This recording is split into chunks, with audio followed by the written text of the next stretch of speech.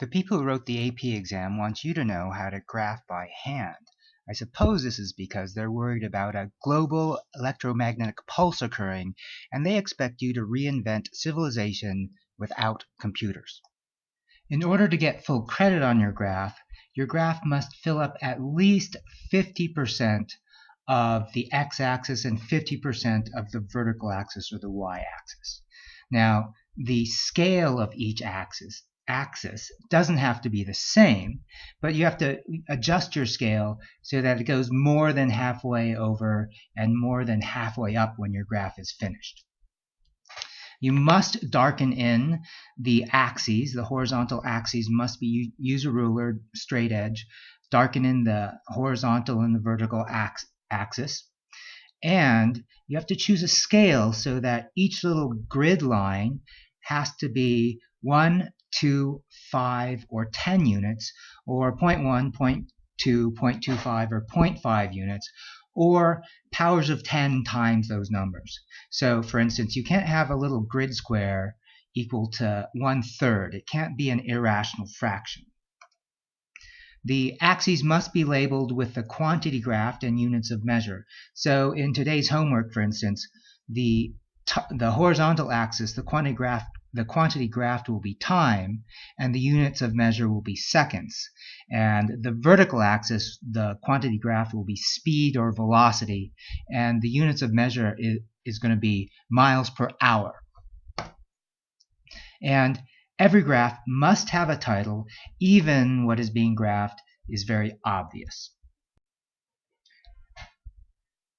Let's say you're given this data set. So generally, if you're given this data set, the first column is going to go on the x-axis, and the second column is going to be on the y-axis. So in order to fill out the x-axis to 1.5 seconds, I have to look down at my area for my graph area, count out squares, and figure out a scale that makes 1.5 seconds be more than 50% of the graph area. And then for the y-axis, I have to figure out a scale that makes 37 come up to be on the y-axis, at least more than halfway up on the y-axis. So after some trial and error, I've got these axes. Notice the horizontal axis is darker than the grid line, so is the vertical axis. Notice I have my quantity graphed here and the units on both axes. And I've got the graph to go more than halfway over on the x, and the graph also goes more than halfway, it covers more than halfway up the area of the graph paper. So I'm fine with area, but also notice that each of these little grid marks here is equal to 0.05 units, right? So it's a nice decimal amount of units on the horizontal axis. Each little graph mark is 0.05 seconds, and so every 2 graph marks is going to be 0.1 seconds. And notice on the vertical axis, I have each little tick mark, each little graph mark equal to 2 miles an hour. So that's a nice and acceptable graph unit. I can't have, for instance, one of these little grid marks equal to 1/3 of a mile an hour. You would get docked points for that. Generally, when you make a graph, you should circle the data points. If there are going to be multiple lines on the same graph area, the second data set could be boxed and the third data set could be triangled.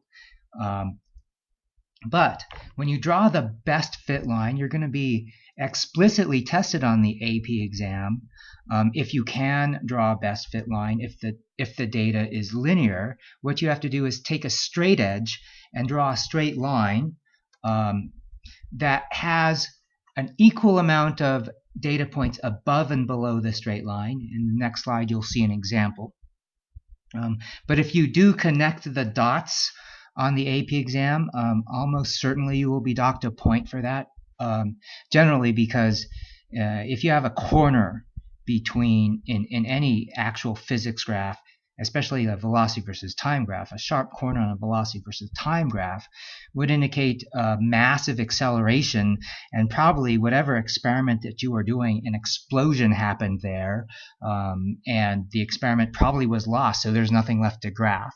So if the data looks straight, you should take a straight edge and draw the best fit straight line that goes between most of the points. Now, if it looks like a curve, like you have a parabola or you have a square root curve, what you're then expected to do is freehand draw a parabola with most of the points, data points above the parabola, or half the data points above the parabola and half the data points below the parabola. Here's an example of a best fit line for the data we've been given. Notice that when you do it, you would take a ruler and you'd sort of trial and error. You would like to have about the same number of data points above the line as below the line. Look here, I missed, but you'd want to have approximately the same amount above the line and below the line. And you would just take a ruler and work the ruler on your page, draw the straight line. Notice they're not connecting, the dots aren't connecting. Because if you did connect the dots, here, this corner would represent some sort of physical impossibility, right? There'd be a huge acceleration there, and whatever was moving at this speed was wreckage after this corner, so I don't know what's moving there. But also, connecting the dots doesn't properly represent the data under multiple trials. Let's say I repeated the experiment. Because of experimental error, here I have a second set of data in red. Because of experimental error, I'll get a little bit of variation on my measured parameter. So notice that my second data set, these red data sets, they'll still tend to cluster around my best fit straight line. Had I connected the data points, they wouldn't tend, if you did the experiment a second time, notice if I connected the data points, the second experiment wouldn't tend to fit that zigzaggy shape.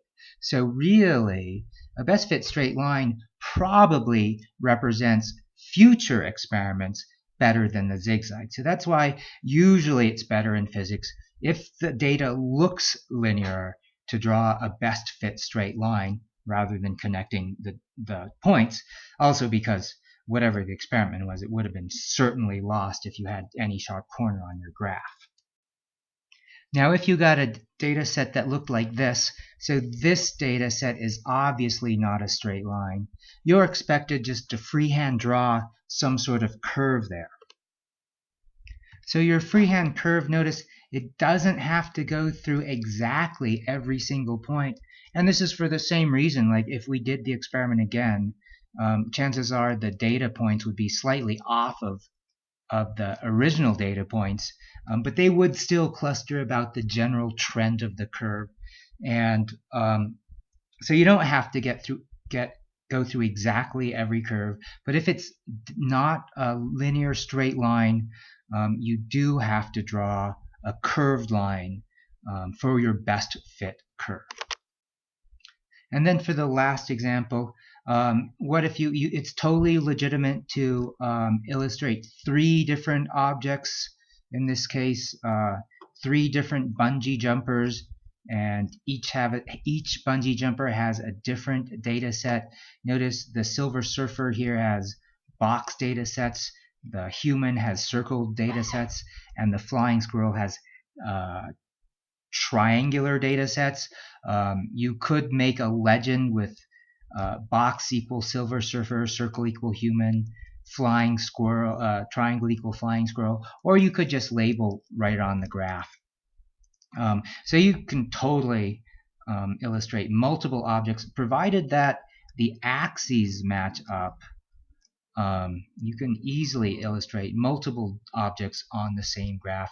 You might be expected to do that on the AP exam. You will certainly get a physics assignment where you have to make a graph like this. But on your first hand-drawn graph assignment, all you have to do is just one object on the graph. Your homework assignment is to graph the following data.